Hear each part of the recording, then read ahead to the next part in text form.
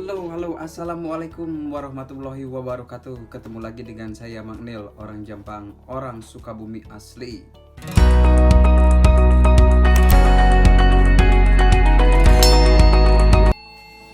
Oke, di video kali ini saya akan bercerita tentang bagaimana sih saya bisa ke Inggris. Terus bagaimana sih pengalaman saya selama di Inggris. Oke, background saya adalah perhotelan. Dulu sebelum saya ke luar negeri itu saya pernah bekerja di Hotel Regent, kemudian juga Grand Mahakam. Kemudian dari situ saya kerja di kapal pesiar. Saya kerja di kapal pesiar Royal Caribbean. Saya mulai itu posisi pertama saya join itu mess attendant, kemudian saya pindah ke cafe attendant, kemudian saya juga pernah jadi assistant waiter, dan juga saya pernah jadi resepsionis di Royal Caribbean, itu di Mariner of the Seas. Setelah beberapa tahun di kapal pesiar, saya merasa bosen. Kemudian saya pikir saya nyoba-nyoba, saya pengen kerja ke darat. Pernah sempat ada tawaran untuk kerja di darat di Amerika saat itu. Cuman saya ditawarin waktu itu untuk jam shift. Jadi istilahnya kita keluar itu terus nggak balik lagi ke kapal. Jadi itu ilegal. Tapi saya pikir-pikir lagi, saya nggak mau ya. Soalnya nanti nggak tahu gimana kalau misalkan kita ilegal kan, kalau dideportasi itu kita nggak bisa balik lagi kan, berabe juga. Sementara saya itu pengen sekali kerja di. Nah, sampai suatu saat saya ada kesempatan untuk kerja di Inggris. Pada saat itu saya nggak yakin prosesnya gitu gimana. Cuman pada waktu itu saya balik lagi ke kapal itu, saya kayaknya udah stres banget, udah nggak kuat. Nah, di kontrak itu saya dapat mungkin sekitar 2 bulan. Saya udah nggak kuat, akhirnya saya resign terus pulang ke Jakarta, terus hubungin teman saya yang pernah ngobrolin tentang pekerjaan di Inggris. Nah, dari situ saya mulai saya pikir udahlah, saya nekat aja lah, saya mau ke Inggris. Segala sesuatu itu kan ada resiko gitu ya, yang penting saya pikir waktu itu tidak menyalahi aturan. Nah, dari situ saya mulai, akhirnya ceritanya ya ditawarin dapat sponsor gitu dari sini, walaupun saya harus mengeluarkan biaya yang cukup lumayan juga ya waktu itu. Nah, dari situ mulailah saya nge-apply visa. Tapi alhamdulillah itu semua saya kerjakan sendiri. Saya baca semua, saya pelajari gitu ya. Saya apply itu visa sendiri, saya bikin personal statement gitu. Dan alhamdulillah visa itu sekitar 2 minggu keluar, dan saya dapat sekali doang itu saya. Itu saya beruntung banget, karena banyak orang yang nyoba itu gagal, itu visanya di-refuse.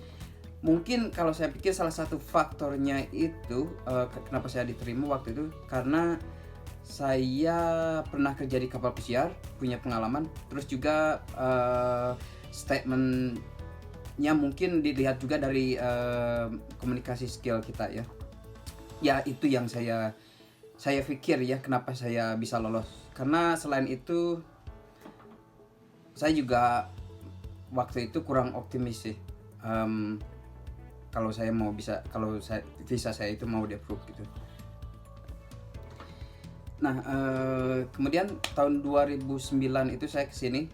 Pekerjaan pertama saya itu di sebuah hotel di Heathrow. Saya kerja sebagai food beverage supervisor. Nah, di situ pengalaman kerja pertama saya itu bikin shock banget saya. Soalnya saya kebiasaan kan kalau di kapal pesiar itu apa yang kita hasil, apa earning itu, income kita itu tiap bulan bahkan tiap minggu itu murni untuk kita, tidak bayar apapun, tidak bayar kontrakan, tidak bayar transport, tidak bayar makan segala macam, itu bener-bener murni itu buat kita. Nah sementara di sini waktu itu saya kerja, gaji saya itu kalau nggak salah semua itu 1.500 per bulan. 1.500 itu dipotong pajak itu sekitar 20%. Terus juga transport, terus juga kontrakan, terus juga uang makan. Saya shock banget berapa biaya yang perlu saya keluarkan, itu saya benar-benar shock. Bahkan saya mikir waktu itu saya pengen balik lagi ke kapal pesiar. Cuman saya pikir-pikir lagi, saya memikirkan jangka panjangnya. Saya mikir kalau misalkan saya di kapal pesiar, mungkin kesempatan untuk nanti suatu saat kalau saya nggak bisa di kapal pesiar terus harus balik lagi ke darat, itu saya nggak punya pengalaman di darat sama sekali. Nah saya pikir jadi saya harus tetap tinggal, terus cari pengalaman, terus memulai karir di darat. Nah, akhirnya saya putuskan untuk tetap tinggal selama visa saya masih berlaku. Nah dari situ sekitar setahun kemudian saya pindah ke reception, karena saya pikir waktu itu, karena sebagai di hotel pertama saya itu sebagai F&B supervisor, kita harus jadi duty manager juga. Nah waktu itu banyak komplain tamu itu, kalau misalkan saya lagi pas jadi duty manager itu banyak tamu yang komplain itu tentang reservation, sementara saya itu nggak tahu menawab tentang reservation gitu. Nah jadi dari situ, untuk saya bisa lebih berkembang lagi, saya memutuskan, saya minta ke bos saya mau training di reception biar tahu proses reservasi sampai check in sampai check out itu gimana. Nah akhirnya dari situ saya training di reception. Tapi dari situ saya mulai bahkan lebih jadi tertarik lagi untuk mendalami bagaimana sih gitu reservasi, terus revenue itu, income itu gimana gitu. Nah akhirnya saya memutuskan dari situ pindah ke reception, jadi duty manager di reception. Nah setahun kemudian saya udah confident nih, saya udah tahu semua bagaimana menghandle kalau misalkan ada tamu yang komplain tentang booking, terus tamu komplain tentang check-in atau pembayaran yang tidak sesuai dengan harga yang di booking dia gitu. Terus komplain tentang room segala macam, saya udah percaya diri. Nah dari situ saya mulai pengen merambah belajar tentang revenue. Terus saya bilang ke bos saya pengen belajar. Nah dari situ saya pada waktu itu bos saya menyarankan bahwa saya harus menyarankan saya kerja untuk cover malam gitu. Jadi biar saya tahu, biar saya expose ke revenue. Jadi dia menyarankan saya untuk kerja malam, kerja auditor. Terus udah gitu saya turuti saran dia, kalau misalkan ada yang sakit atau mereka perlu cover gitu, saya cover. Walaupun kadang saya masih harus kerja siang, tapi kalau misalkan mereka nih butuh cover malam, saya kerjain. Soalnya kesempatan itu nggak datang dua kali kan. Terus juga saya juga pengen nunjukin bahwa saya itu benar-benar pengen belajar sama bos saya. Jadi kalau misalkan jadi dia juga benar-benar, kalau misalkan kita benar-benar nunjukin bahwa kita pengen belajar, mereka juga pasti benar-benar bimbing kita, terus ngarahin kita, itu pasti mereka benar-benar. Nah singkat cerita saya udah belajar nih audit.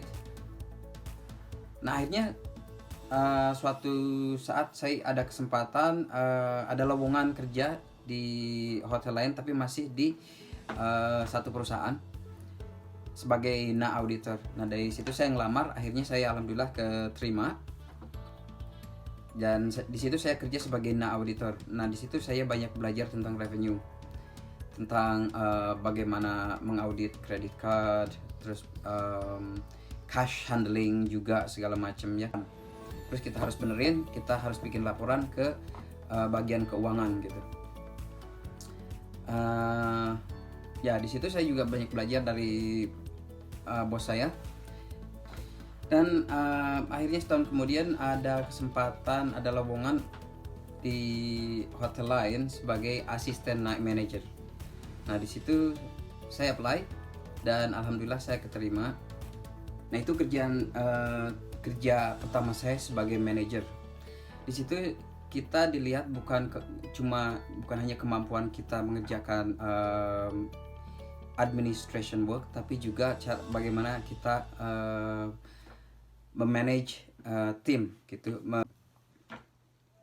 Oke, kemudian tugas saya selain administration work, selain kayak bikin rota, terus kayak bikin laporan segala macam, dan juga saya jadi kalau kerja malam itu kan semua senior manager itu tidak ada. Jadi kita sebagai night manager itu tugas kita itu jadi first point of contact, jadi representing di general manager. Kalau misalkan ada apa-apa itu kita yang handle langsung. Kemudian kalau misalkan ada komplain, kalau misalkan ada emergency situation, kita yang harus handle. Kalau misalkan tamu komplain, misalkan AC nggak jalan, kita harus handle gitu. Kalau caranya misalkan kalau harus mindahin kamar, kalau soal misal mindahin kamar kan itu gampang ya, tinggal pindahin. Tapi kita sebagai orang yang di hospitality, sebagai orang yang di hotel, kita ada caranya, ada tata keramanya, cara kita ngomong ke tamu itu ngejelasin juga ada tata caranya, ada SOP-nya segala macam gitu.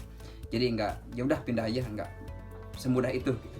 Kita juga tamu juga kan mereka bayar kan, mereka juga ekspektasinya tinggi, apalagi kita itu hotel yang memang salah satu big brand gitu di seluruh dunia. Jadi ekspektasi dan standar kita itu memang tinggi.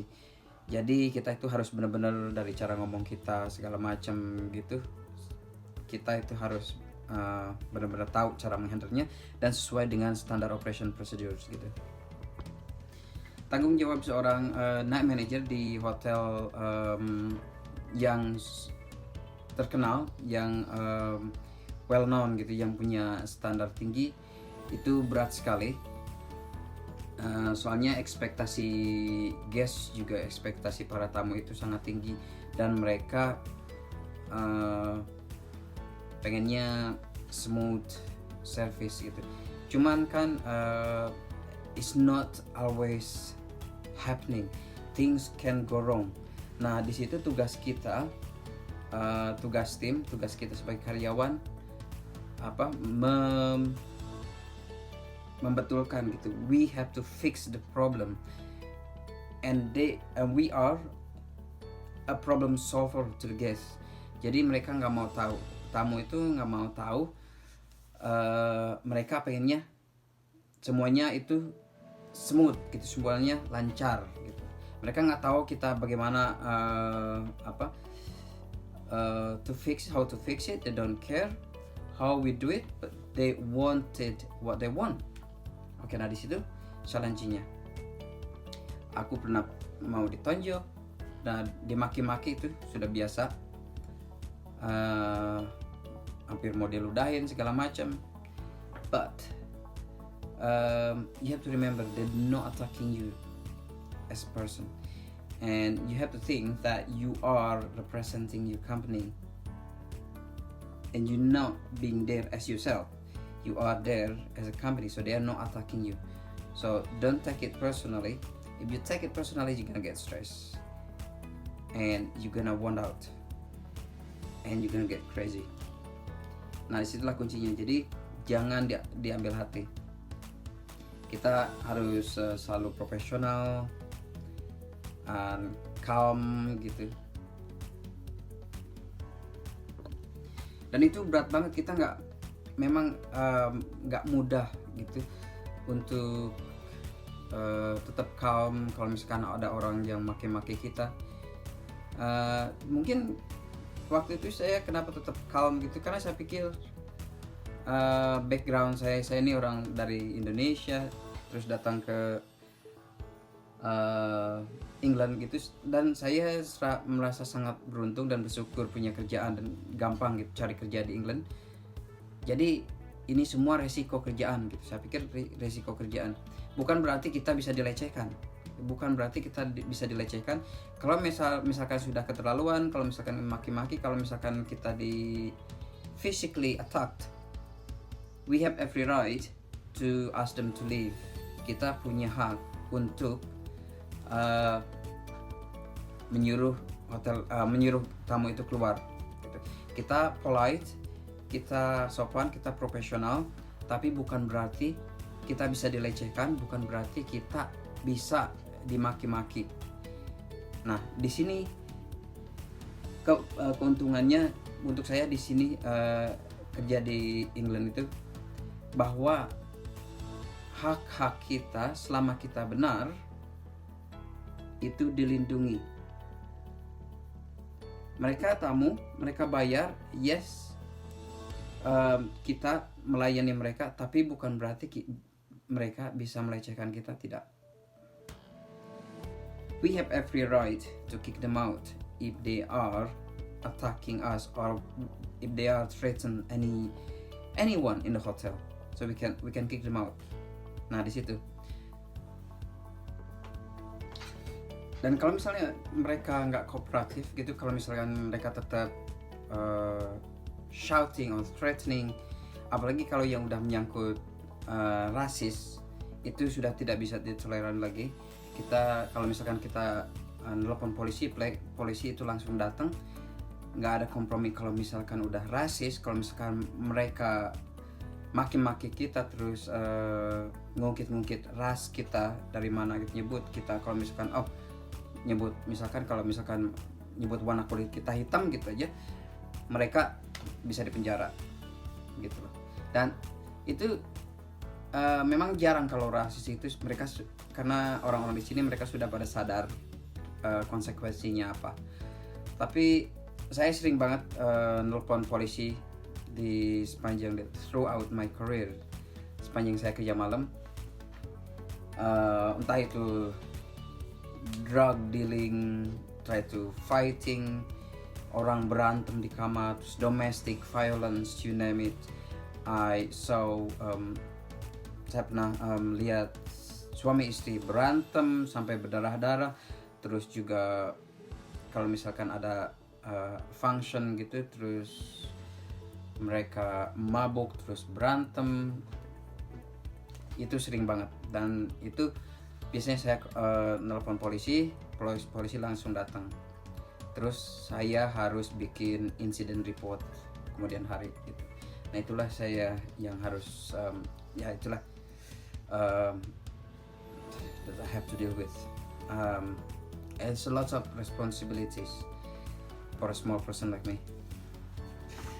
Tapi ya itulah resiko kerjaan, dan setiap apapun yang kita jalani, apapun pekerjaan kita, tetap itu ada pasti ada resikonya gitu.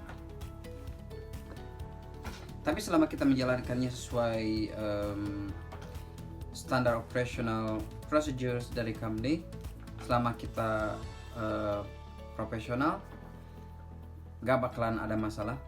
Dan perusahaan juga ngasih kepercayaan ke kita, dan kita dapat backingan 100% dari mereka selama kita benar, selama kita menjalankannya sesuai dengan ketentuan dari company gitu. Jadi kita harus benar-benar pelajari itu standard operation procedure.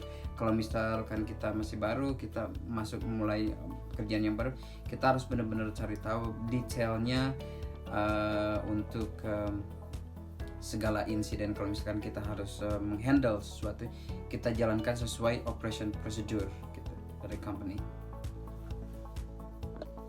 Dan insya Allah semuanya akan lancar. Nah, 2 tahun saya sebagai asisten, dan akhirnya saya dipromosi sebagai manager di salah satu hotel, masih satu company juga di London, itu bintang 5.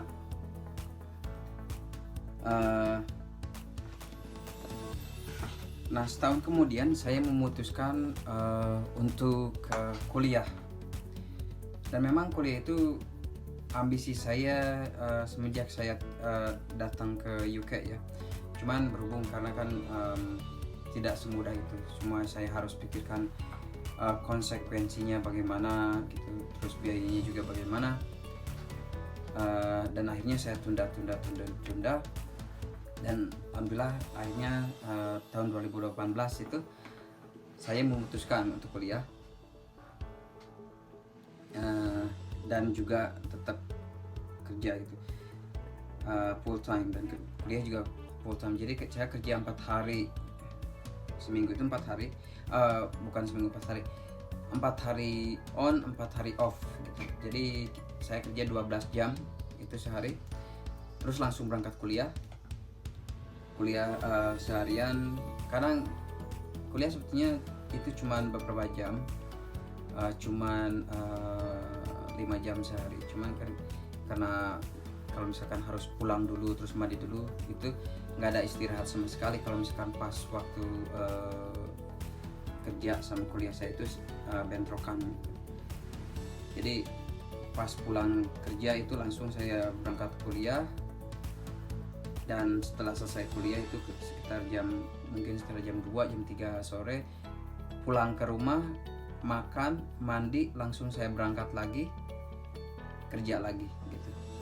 Itu memang berat banget kalau kita nggak benar-benar pengen, terus kita nggak benar-benar komit, itu nggak bakalan kuat deh, pokoknya susah banget. Tapi karena memang saya dari dulu pengen gitu, jadi saya semangat terus walaupun saya capek, walaupun fisik saya capek, tapi semangat saya tetap ada.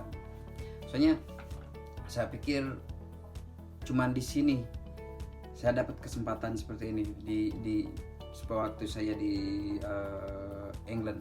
Kalau di Indonesia saya nggak kepikiran saya ada kesempatan seperti ini. Saya ada kesempatan, saya bakal dapat peluang untuk bisa kuliah, apalagi seumuran saya yang nggak muda lagi gitu. Nah, jadi saya bersyukur, dan dengan cara inilah saya bersyukur dan menggunakan kesempatan sebaik mungkin, dan mungkin suatu saat mudah-mudahan saya bisa ada di posisi yang lebih baik daripada sekarang. Nah, mungkin untuk kebanyakan orang bisa kuliah atau bisa kerja di Inggris itu bukan apa-apa ya, cuman biasa-biasa aja. Tapi untuk saya melihat latar belakang saya sebagai orang kampung, sebagai orang yang biasa-biasa saja, sebagai anak mantan TKW, ini sesuatu yang patut saya syukuri gitu. Dan yang terpenting lagi di sini juga saya mau memotivasi dan saya mau mengingatkan kepada adik-adik atau anda-anda yang semua masih berusaha untuk menggapai mimpinya, untuk atau yang masih nyari kerja ataupun yang masih kuliah. Dan manfaatkanlah waktu sebijak mungkin, karena hari ini tidak akan kembali besok. Jadi apa yang kita lakukan sekarang itu akan berdampak ke masa depan kita. Jadi kita harus benar-benar bisa memanfaatkan waktu. Jangan buang-buang waktu. Nah, itulah tadi pengalaman saya di UK. Terima kasih, mudah-mudahan ada manfaatnya. Jangan lupa klik like, subscribe, and comment. Assalamualaikum warahmatullahi wabarakatuh.